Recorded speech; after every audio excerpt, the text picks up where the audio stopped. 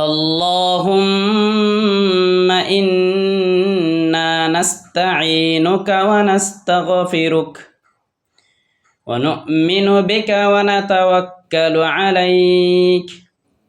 ونثني عليك الخير ونشكرك ولا نكفرك ونخلع ونترك من يفجرك